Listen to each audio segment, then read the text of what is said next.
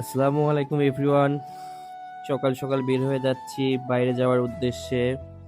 তো লিফটের জন্য অপেক্ষা করছি, লিফট আসতে একটু লেট হচ্ছে। লিফটটা নিচে গেছে, নিচে থেকে উপরে আসবে। দেন কিছুক্ষণ পরে আমি চলে আসি এবং গ্যারেজে ঢুকি, গ্যারেজ থেকে বাইকটা নিয়ে আসার জন্য।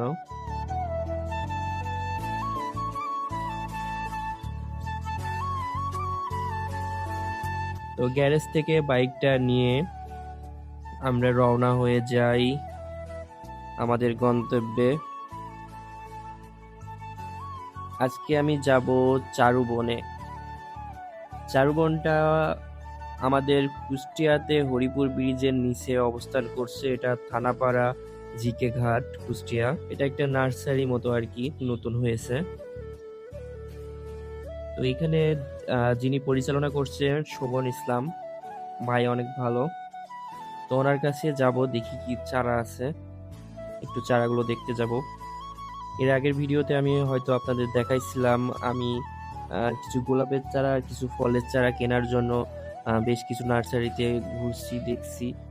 কিন্তু আসলে আমি তেমন ভাবে মিলাতে পারছি না।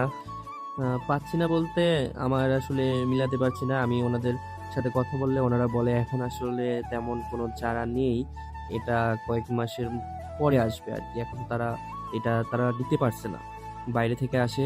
অনেকে বলে যে ইন্ডিয়া থেকে আসে চারাগুলো।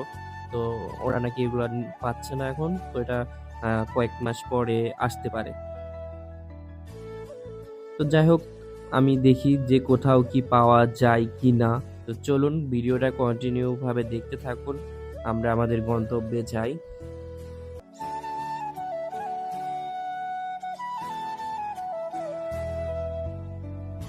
তো আমি কথা বলতে বলতে চলে আসলাম মজমপুরে।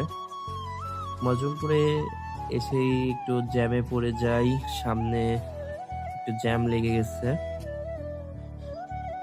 জ্যামে পড়া যা কতটা বিরক্তকর, আমরা যারা জ্যামে পড়ি তারাই বুঝি। তো কিছুক্ষণ জ্যামে থাকার পরে অবশেষে আমি সামনের দিকে চলে আসি এবং জ্যাম থেকে হরিপুর ব্রিজের কাছে চলে আসি। তো আমি ব্রিজে উঠবো না, কারণ ব্রিজের পাশ দিয়ে আমি ব্রিজের নিচে যাব। ব্রিজের ওই উপর দিয়ে চলে গেল হরিপুর বাজারে। আমি নিচ দিয়ে যাব, নিচে আছে আমাদের চারুবন, যে নতুন নার্সারিটা আছে আর কি। তো কথা বলতে বলতে আর কি আস্তে আস্তে ভিডিওটা অনেক বড় হয়ে গেছে। তো ভিডিওটা আমি কন্টিনিউ করতে পারছি না। পরবর্তীতে আমি নার্সারির ভিতরের যে দৃশ্যগুলো আছে এইগুলো আপনাদের মাঝে শেয়ার করব। সেই পর্যন্ত ভালো থাকবেন। ধন্যবাদ সকলকে।